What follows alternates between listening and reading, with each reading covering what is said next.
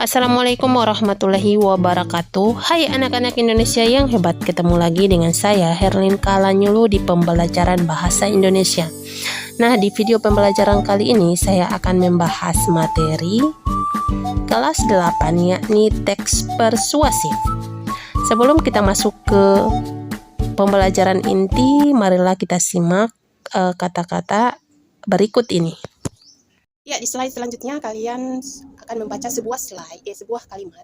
Jatuh 7 kali, bangkit 8 kali. Ketika kamu gagal hari ini, maka berusahalah bangkit untuk meraih apa yang kamu inginkan. Karena kegagalan bukan sebuah kehancuran, namun itu sebuah pengalaman untuk mengasah semangat kamu agar kamu meraih apa yang kamu inginkan. Semangat, semangat, semangat. Oke, kita masuk ke materi inti. Nah, pada materi inti kita akan belajar materi bahasa Indonesia, yakni kelas 8. Nah, untuk kelas 8 ini kita akan belajar tentang teks persuasi, ya, teks persuasi. Nah, adakah di sini yang pernah terbujuk atau membujuk orang lain melakukan sesuatu? Ada? Ada? Jika pernah, kalian sudah melakukan hal-hal yang bersifat persuasif. Nah, agar lebih jelasnya, kira-kira apa sih pengertian dari teks persuasif ini? Nah, teks persuasif adalah teks yang berisi sebuah ajakan agar pembacanya melakukan sesuatu yang dinyatakan oleh penulis. Teks persuasif adalah sebuah teks yang memengaruhi pembaca untuk melakukan sesuatu agar pembaca ini melakukan apa yang diinginkan penulis dalam teks tersebut. Oke, kita bahas menurut KBBI, Kamus Besar Bahasa Indonesia. Persuasi adalah suatu ajakan kepada seseorang dengan cara memberikan alasan yang meyakinkan.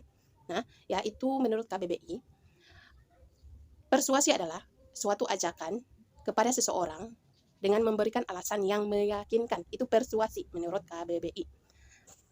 Sehingga dapat disimpulkan bahwa teks persuasif adalah suatu teks yang mengandung sebuah alasan-alasan, bukti, dan fakta yang berisi ajakan penulis kepada pembacanya agar pembaca bisa melakukan apa yang diinginkan atau yang dinyatakan penulis dalam sebuah teks. Artinya, sebuah teks persuasif itu meyakinkan pembaca melakukan sesuatu yang disampaikan oleh penulis dalam teks tersebut. Tujuan teks persuasif mempengaruhi pembaca agar pembaca yakin terhadap ide, gagasan, pendapat yang dikemukakan penulis. Dan pembaca bersedia melaksanakan apa yang menjadi ajakan dari ide tersebut. Karena sifatnya yang mengajak, dalam karangan persuasi sering ditemukan kata ayo, mari, lakukanlah.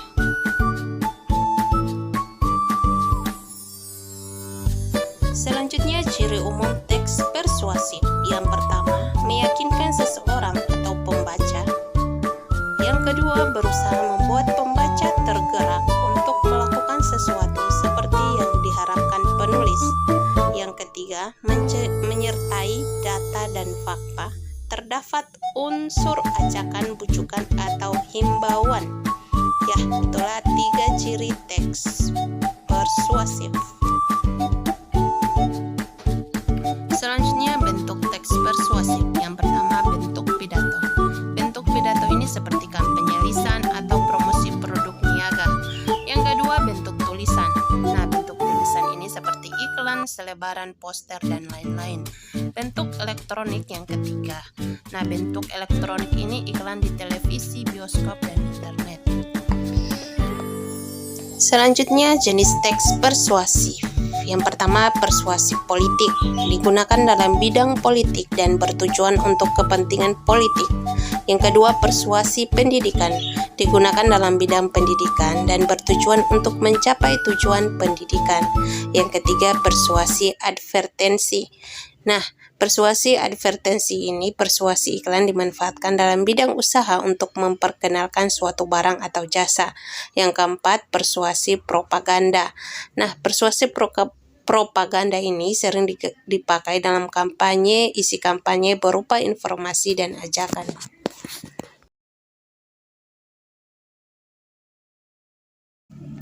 Baiklah, itulah penjelasan dari teks persuasif.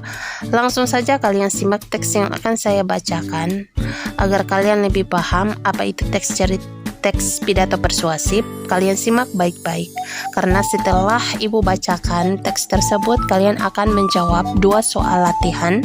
Ya, setelah kalian selesai mengerjakan tugas tersebut, silakan kumpulkan di mejanya saya.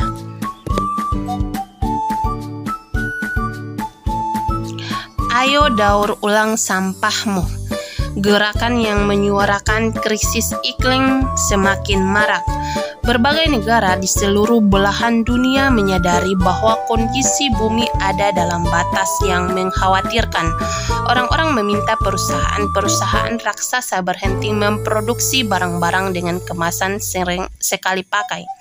Sebagai alternatif, bila perusahaan global dunia memiliki itikat baik, mereka bisa menggantinya dengan kemasan yang dapat dipakai berulang. Katakanlah sampo. Sediakan wadah untuk menampung sampo di tiap-tiap toko kelontong. Tiap minggu agen akan mengisinya.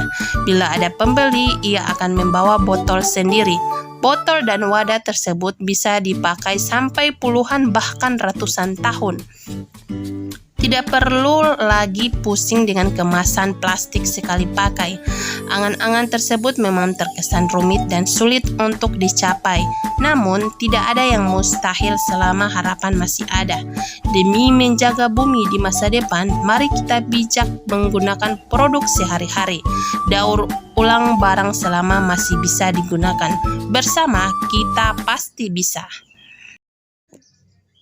Silahkan kalian jawab 2 soal tersebut ya.